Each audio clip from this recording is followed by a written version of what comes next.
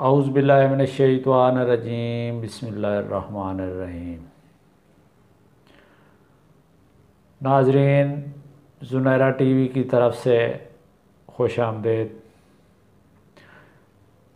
Cancer का नाम तो आप सब लोगों ने सुना होगा। कैंसर एक बहुत ही ख़तरनाक और जानलेवा मर्ज़ है। कैंसर जिस्म के किसी भी हिस्से में हो सकता है और ये जो मर्ज़ है ये बहुत ही तकलीफ़देह और जानलेवा मर्ज़ है। तो आज हम इसी टॉपिक पे ही बात करेंगे और वो है ख़ास तौर पर जो आज हमने टॉपिक लिया है वो जो आजकल ज़्यादा केसेस जिस कैंसर के आते हैं वो है फ़ीमेल में ब्रेस्ट कैंसर, क्योंकि इसकी शरह दूसरे कैंसर की निस्बत बहुत ज़्यादा है।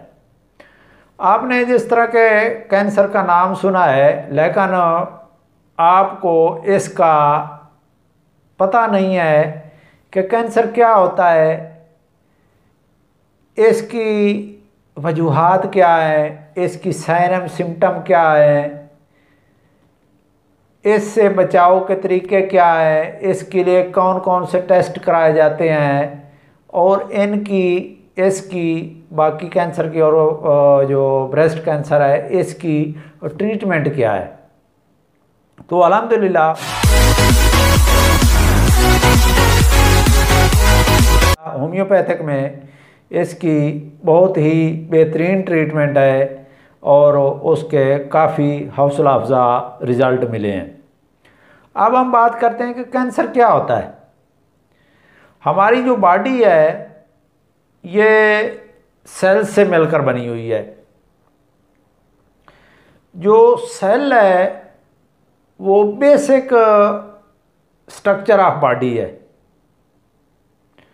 हमारी बॉडी का जो बुनियादी उज़्व है, जो उज़्व है अर्ग यानी कि एक इकाई है, वो सेल ही है। ये पूरे जिस्म के जो सेल हैं ये अपनी कुछ उम्र पूरी करके फिर ये डेड हो जाते हैं और उनकी जगह उन जैसे ही उतनी तादाद में ही वो नए सेल पैदा हो जाते हैं, वो उनकी जगह ले लेते हैं। लेकिन जो कैंसर है इसमें ये थोड़ा मुख्तलिफ हो जाते हैं। वो किस तरह? एक तो जो सेल हैं उनकी अब नॉर्मल ग्रोथ होने लगती है। दूसरा वो डिसरेगुलेट तरीके से वो बढ़ते हैं। अब नॉर्मल और अब नॉर्मल ग्रोथ और डिसरेगुलर तरीके से बढ़ने की थोड़ी सी मैं वजाहत कर दूं। अब नॉर्मल मीन्स इनके जो जिस तरह बंदा नॉर्मल होता है अब नॉर्मल हो जाता है, उसके फेल में फ़र्क पड़ जाता है। इसी तरह इसका जो अब नॉर्मल सेल होते हैं जो इनके डीएनए में तब्दीली हो जाती है। ये अब नॉर्मल हो जाते हैं, वो नॉर्मल जिस तरह के वहाँ उस जगह के सेल होते हैं उस तरह के इनका स्ट्रक्चर नहीं रहता है, इनका स्ट्रक्चर चेंज हो जाता है। दूसरा जो है डिसरेगुलर तरीके से जो बढ़ते हैं वो ये है कि आम हालत में उतने सेल जितने डेड होते हैं उतने सेल ही नए पैदा होते हैं।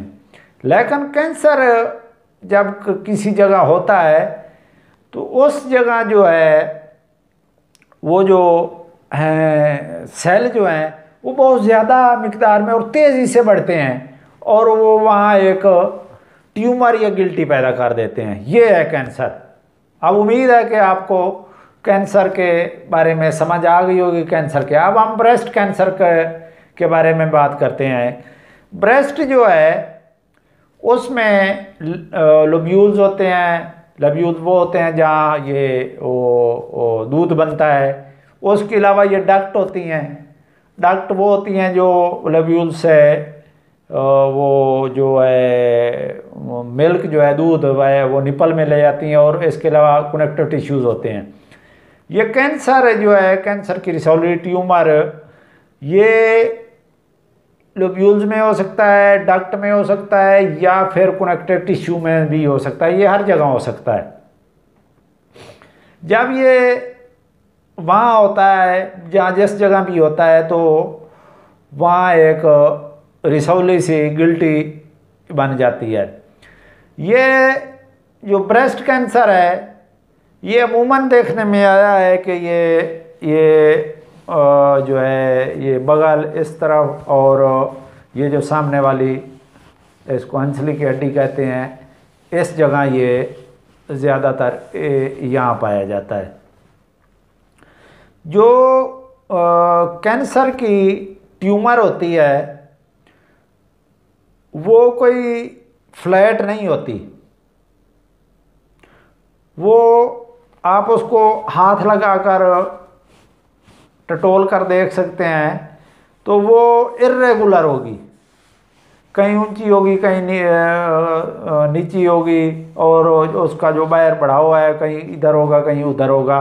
जो आम रिसोली होती हैं वो सॉफ्ट किस्म की गोल रेगुलर टाइप की होती हैं।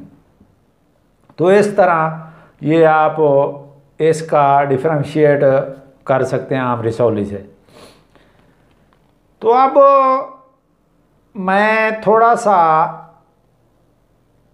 इसकी जो साइन एंड सिम्टम है उसके बारे में आपको थोड़ा आगाह कर दूं। इसमें जब किसी को फीमेल को, ये आम तौर पर मर्दों और औरतों दोनों में पाया जाता है, लेकिन जो ज़्यादा है ये मर्ज, ये औरतों में ही ज़्यादा अक्सरियत से पाया जाता है। इसमें सबसे पहले ब्रेस्ट का साइज़ चेंज हो जाएगा, एक बड़ी हो जाएगी, एक छोटी हो जाएगी। इस तरह साइज़ आपको फ़र्क महसूस होगा खुद ही। उसके अलावा उसके ऊपर रैश से पड़ जाएंगे जिस जगह होगी। ये ब्रेस्ट कैंसर दोनों तरफ हो सकता है, लाजमी नहीं कि एक तरफ हो। उसके अलावा जो निपल्स हैं आमतौर पर बाहर की तरफ उभरे हुए होते हैं, ये निपल्स अंदर की तरफ मुड़ जाते हैं। स्किन जो होगी जहाँ होगा वो उसका जो कलर है वो तब्दील हो जाएगा और आखिर में ऑरेंज कलर हो जाएगा। अपीयरेंस, आम अपीयरेंस जो जिस तरह नज़र आती है ब्रेस्ट, उस जगह उस तरह की नहीं होगी। एक ब्रेस्ट छोटी हो जाएगी, एक बड़ी हो जाएगी, इस तरह महसूस होने लगेगी। और जो निपल हैं उनसे कभी पानी सा आ सकता है, कभी ब्लड आ सकता है। ये जो ट्यूमर होती है ये बाकायदा चिपकी हुई होती है, ऐसे उसमें ब्रेस्ट में चिपकी हुई होती है। ये मूवेबल नहीं होती, आपको महसूस हो जाएगी। ये दर्द भी कभी होता है, किसी को नहीं भी होता, लाजमी नहीं है। ये थी इसकी आम साइन एंड सिम्टम। अब इसकी जो वजूहात हैं उनके बारे में मैं आपसे थोड़ा सा डिस्कस कर लूँ। ये ज़्यादातर उन वो लड़कियाँ चांस पे होती हैं जिनको ये 12 साल से पहले मेंसेस शुरू हो जाते हैं। इसके अलावा वो औरतें जिनके बच्चे 30 साल से पैदा होना शुरू होते हैं या 30 साल से ज़्यादा उम्र के, और वो औरतें भी रिस्क पे होती हैं जो बच्चों को कम फीड देती हैं, कम से कम 2 साल दूध देना चाहिए, जो शराब नोशी करती हैं, हार्मोन्स थेरेपी, बाज़ अमराज होती हैं उनमें हार्मोन्स थेरेपी की ज़रूरत पड़ती है, एस्ट्रोजन वगैरह जो देते हैं उससे भी। जो ज़्यादा मोटी औरतें हैं वो भी रिस्क पे होती हैं, जो वर्जिश नहीं करती, कायल सुस्त होती हैं, उनको भी ज़्यादा चांसेस होते हैं। ये विरासती भी होता है। अगर आपकी किसी फैमिली में आपकी नानी, मासी, दादी, चाची किसी को भी है तो ये आपको भी हो सकता है। अगर एक तरफ हो गया तो दूसरे पे भी रिस्क है। अगर आप कहीं रेडिएशन वाली जगह जाते हैं, रेडिएशन हुई, एक्सरे बार बार करा रहे हैं, तो फिर भी रिस्क रहता है। ये हैं इसकी वजूहात। आप इसकी बचाव जो हैं, बचाव या एहतियाती तदाबीर हैं वो भी हैं, इससे बचा भी जा सकता है, आप कोशिश करके बच सकते हैं। इसके लिए ये है कि जब औरत हो, जवान हो, तो उसकी शादी जल्द अज जल्द करनी चाहिए और जल्द बच्चा 30 साल की उम्र से पहले पहले बच्चे पैदा करने चाहिए। और बच्चे को पूरी उम्र 2 साल तक, कम अज़ कम साल तक दूध तो पिलाना चाहिए। हार्मोन्स थेरेपी से बचना चाहिए, वर्जिश ज़्यादा करनी चाहिए, मुआयना करना चाहिए खुद। सेल्फ एग्ज़ाम भी होता है और डॉक्टर से भी एग्ज़ाम। सेल्फ एग्ज़ाम आपने इस तरह करना है, थोड़ा सा उसके भी बारे में बता दूं कि सेल्फ एग्ज़ाम इस तरह किया जाता है कि आप हर महीने अपना शीशे के सामने खड़े होकर छाती निकाल के उसको सही तरह चेक करें, ताकि आपको पता चले कि किस शेप में है। दूसरे महीने भी इसी तरह करें। ये आपने बैठ कर भी करना है, खड़े होकर और लेट कर, 3 तरीके से करना है। इस तरह आपको महसूस हो जाएगा कि कोई दबा कर भी आप चेक कर लें कि कोई इसमें गिल्टी वगैरह तो नहीं है। उसके अलावा वज़न आप कम कर लें, अपना वज़न ज़्यादा तो वज़न कम करें, वर्जिश करें। तो ये इसकी एहतियाती तदाबीर हैं, ये करने से आप इससे बच सकती हैं। और तकरीबन 6 महीने बाद अपनी छाती का मुआयना किसी डॉक्टर से लाजमी करवाएं। इसके लिए जो टेस्ट करवाए जाते हैं डायग्नोज करने के लिए, वो हैं, सबसे पहले आपको खुद टेस्ट करना होता है, जिस तरह के मैंने आपको बताया, आप दबा कर चेक कर सकते हैं। उसके अलावा शीशे के सामने वाला भी मैंने बता दिया, लेट कर, खड़े होकर, बैठ कर सकते हैं। फिर किसी डॉक्टर से आप मुआयना करवाएं, वो भी अगर उसको शक होगा तो फिर वो अगला टेस्ट वो खुद करवाएगा। अगर आप हाथ लगा के इसको चेक करेंगे तो ये आपको चिपकी हुई महसूस होगी। और इधर ये जो है आर्मपेट, बगल, इनमें जो होते हैं लिम्फ ग्लैंड होते हैं, इनमें भी स्वेलिंग आ जाती है। बाज़ औक़ात ये पेन नहीं होती और इधर कोई ब्रेस्ट में कोई गिल्टी वगैरह भी नहीं होती, और ये जो है लिम्फ नोड्स जो हैं वहाँ स्वेलिंग हो जाती है। ये भी कैंसर ही होता है।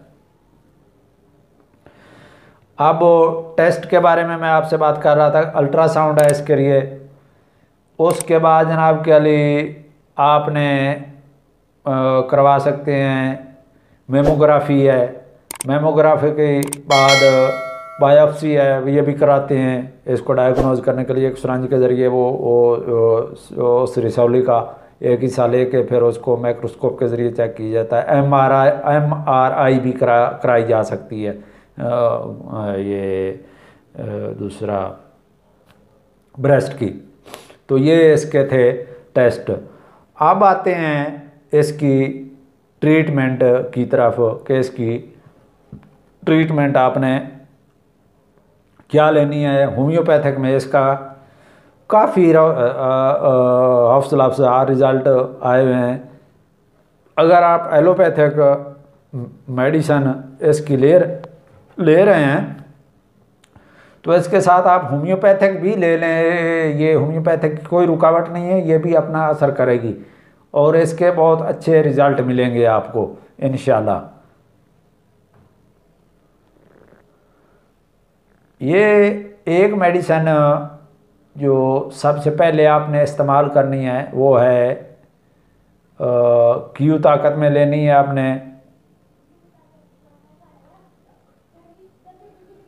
वो है सैक्रोफोलिया नोडोसा। सैक्रोफोलिया नोडोसा जो है ये आपने क्यू ताकत में लेना है। इसके आपने 20 कतरे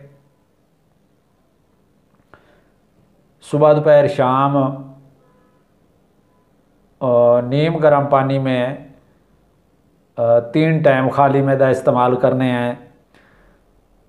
उसके बाद आपने एक मेडिसिन और मैं आपको बताता हूँ, कार्सिनोसिन है। ये आपने 200 ताकत में लेनी है।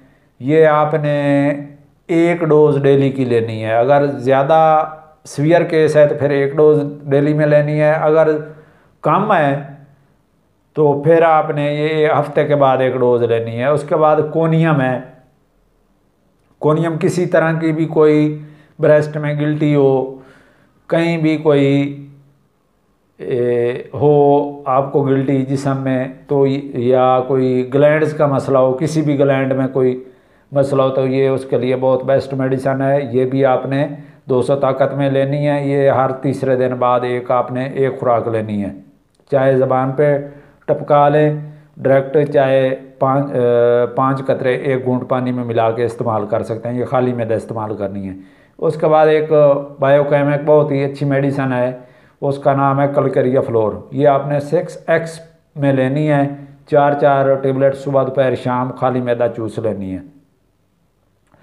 उसके बाद एक मेडिसिन फाइटोले का डिकेंट्रिया है। ये भी आपने 200 में लेनी है। ये भी इसी मकसद के लिए है। ये 200 में लेनी है। आपने हफ्ते में 2 डोज लेनी है। एक आज लेनी है, एक 3 दिन छोड़ के उस फिर लेनी है। फिर इसी तरह आपने मुसलसल ये तकरीबन 6 महीने तक ये आपने मेडिसिन इस्तेमाल करनी है। इंशाल्लाह इसके काफ़ी हौसला अफजा रिज़ल्ट आपको मिलेंगे। बेशक आप एलोपैथिक मेडिसिन इस्तेमाल करते रहें, रेडियोथेरापी करा रहे हैं या रेडिएशन करा रहे हैं, जो आप या केमोथेरापी ले रहे हैं, उसके साथ ये भी आप इस्तेमाल करें तो उसके साथ भी इसके काफ़ी बेहतर रिज़ल्ट मिलेंगे। आप आस्ता आस्ता जो है अपने आप को बेहतर फील महसूस करेंगे। पेन वगैरह ये जो मसाइल भी हैं, आपके जो दर्द हो रहा है या वो बेचैनी महसूस कर रहे हैं या कोई पस वगैरह आ रही है, सारा कुछ इंशाल्लाह इन मेडिसिन से ठीक हो जाए। बेहतर यही है कि आप अपने किसी भी करीबी होम्योपैथिक डॉक्टर के मशवरे से ये मेडिसिन इस्तेमाल करें, उनके साथ मशवरा कर लें तो यही बेहतर है।